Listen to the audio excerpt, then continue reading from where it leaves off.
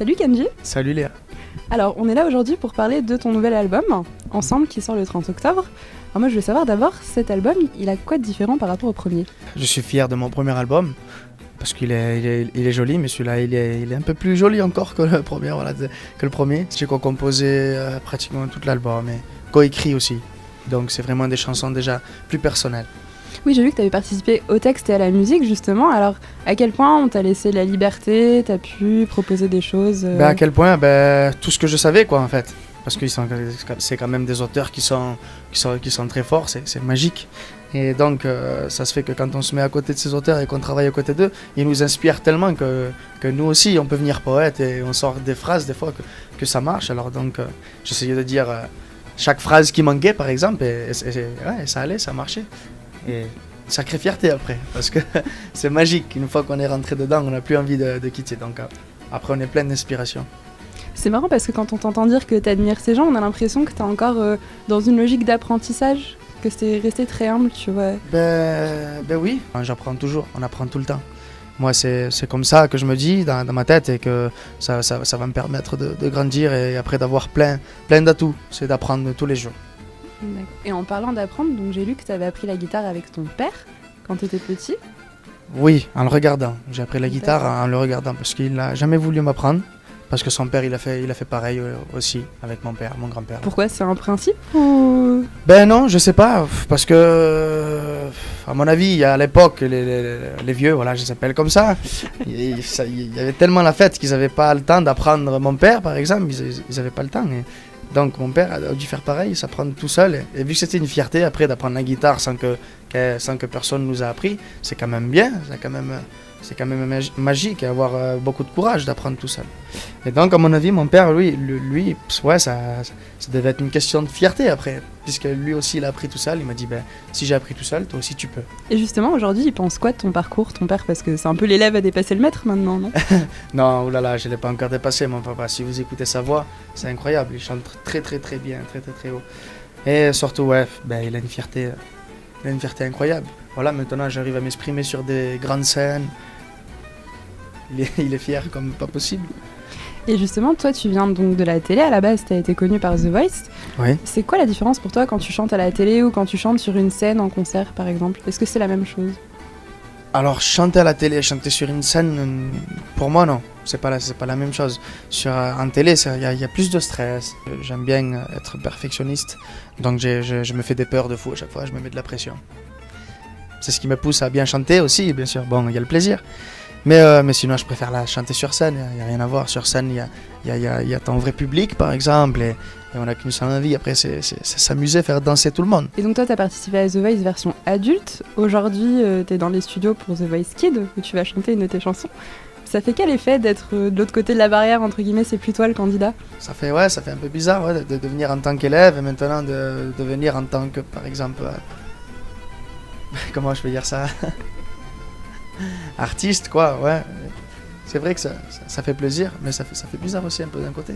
Parce qu'on arrivait tout petit et maintenant on arrive avec une certaine cote, quoi. T'as du mal à dire ce mot, à dire que t'es artiste ? Pour toi, c'est... J'ai peur que les gens croient que je suis prétentieux. C'est pour ça que je suis un peu gêné, c'est vrai. Et du coup, toi, t'as découvert les coulisses un peu de l'industrie du disque, parce que t'es parti, tu faisais de la guitare dans ton coin, il y a une vidéo YouTube. Là, t'as découvert les coulisses de la télé, tout ça. Est-ce que c'était comme tu l'imaginais quand t'étais petit, que tu regardais la télé ou... Non, quand j'étais petit, non, j'imaginais pas que ça se passait comme ça, c'est sûr, parce que déjà c'est beaucoup de travail dès qu'on travaille derrière la télé. Quand on est en face de la télé, en fait, on se dit pas, une organisation comme ça demande beaucoup d'organisation. Moi, non, je pensais pas. Il a fallu que je découvre tout ça grâce à The Voice, qui m'a propulsé, qui m'a fait faire un album, qui m'a fait connaître les studios. D'accord, il y a un truc que t'as dû faire pour la première fois aussi, j'imagine, c'est tourner un clip. Tourner un clip aussi, oui. Et alors, ça fait quoi de tourner un clip ? Parce que dans les clips, t'as l'air super à l'aise, d'être trop content d'être là. Comment tu l'as vécu, toi ? En fait, quand on tourne un clip, c'est bien, c'est sympa parce que voilà, il y a plein d'ambiance à chaque fois et surtout qu'on va dans des villes qu'on connaît pas. En même temps, ça permet de connaître d'autres pays.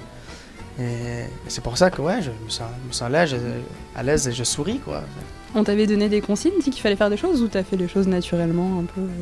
Non, moi juste expliqué le rôle, quoi, qu'il fallait être dans ce clip Et après voilà, j'y vais avec ce que je sais faire, avec ce que je sais faire, quoi. J'ai un défi pour toi. D'accord. Donc, ma question, c'est ça. Si tu peux la lire. Ok. Kenji, c'est. Voilà. Alors, je te propose 3 réponses sous forme de post-it. Ok. Tu choisis celle qui te correspond le plus. Celle-là. Alors, tu peux la lire? Julio Iglesias, mais avec le swag et l'énergie. Ok. Pourquoi t'as choisi celle-là? J'adore ce chanteur et je chantais chez Sanson auparavant.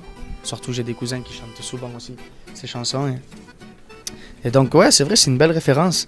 Être Julio Iglesias, mais avec le swag et l'énergie. Bon, le swag de Julio, faut l'avoir, hein, parce que c'est resté quand même Julio Iglesias. Il faut être un sacré. Mais sinon, ouais, avec du swag et de l'énergie, ça me correspond. Et dans les paroles de la chanson Cool, alors il y a un passage qui dit « Je n'ai pas changé ». Mhm. Mais cette chanson, elle a déjà un certain temps, puisque c'était le premier album, Ouais, elle a c'est vrai. été écrite avant. Et maintenant, est-ce que ça a changé? Non, ça n'a pas encore changé. Ça l'a changé, oui, en nouveauté, en style de musique, mais en caractère, non, je suis toujours le même, quoi. Mais avec un peu plus d'expérience. Est-ce que tu es sensible à ce que les médias racontent sur toi?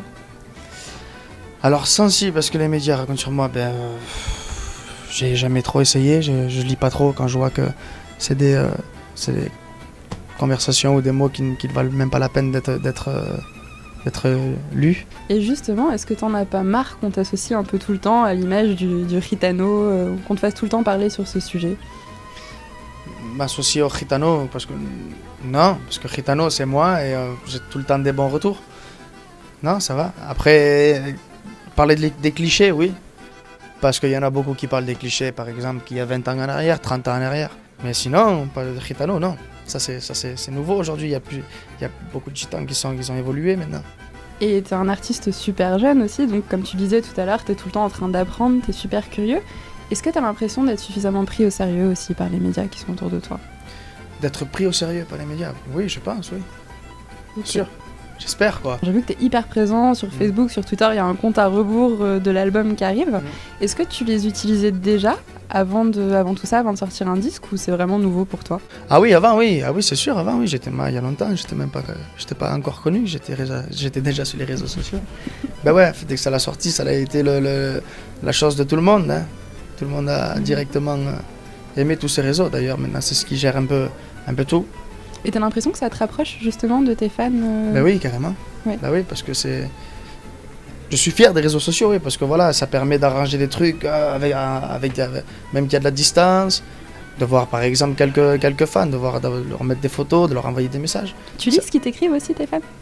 Oui, j'essaie de, Ouais. j'essaie de lire, mais ils m'envoient tellement de messages que je peux pas tout lire après non plus, parce que sinon Parce que c'est plutôt des messages Sinon- sympas en général. Mais sinon, ouais, quand je peux lire tout ce qu'ils m'écrivent, ouais, c'est sûr. Alors, est-ce qu'il y a un style de musique que t'as jamais pratiqué et qui t'intéresse? C'est vrai que j'ai pas la tête d'un rappeur, mais j'aime bien le rap, hein.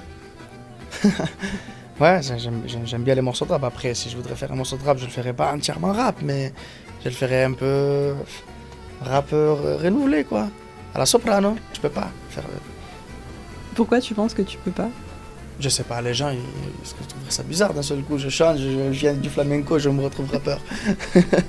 Ça fait un peu. Là, oui, on dirait que j'aurais pris un peu la grosse tête, j'imagine, si j'aurais fait ça. Si Ouais. j'avais fait ça, pardon. C'est une petite faute. Et alors, comment tu vois le futur pour toi? Parce que là, on en est au 2e album. Dans 10 ans, tu te vois où, par exemple? Oula, le futur pour moi, dans 10 ans, mais. J'espère encore. Je sais pas, ouais, travailler sur des albums que je vais composer entièrement, écrire entièrement, et des belles tournées, à mon avis, j'imagine, à l'étranger. Tu te vois toujours chanteur ou tu dois travailler pour d'autres gens, par exemple, écrire pour eux? Ah, je pourrais faire chanteur et écrire pour d'autres gens, oui, c'est sûr. Mais en tout cas, j'aimerais bien. Dès que j'aurai bien l'expérience et que j'aurai bien appris et que je saurai bien écrire solo, ouais, pourquoi pas écrire pour des gens. Dernière question, est-ce qu'il y a une question que tu rêves qu'un journaliste te pose et qui t'a jamais posée? Non. Non, je laisse toujours faire les journalistes faire. Je prépare jamais. Je prépare pas mes interviews à l'avance, tout ça. Je réfléchis pas à ça. Les interviews, je trouve que ça doit être vraiment naturel. Comme ça, c'est pour ça que les gens ils voient que j'ai pas changé. Parce que à chaque interview, je me prépare pas. Et quand je réponds, des fois avec mes petites difficultés de français, les gens ils voient que je réponds vraiment, que j'ai pas le choix, que je réponds avec ce que j'ai dans ma tête. Je le laisse au moment instantané, on va dire. Eh ben, merci pour cette interview pas préparée. Merci à vous Léa. J'ai juste un petit truc Et pour Léa, toi. c'est ça? Voilà, parce qu'on a des petits stickers chez Mademoiselle. Ok. Alors si tu peux le lire pour nous. Je lis Mademoiselle, j'ai pas de culotte. Merci beaucoup Kenji. Merci les amis. Salut.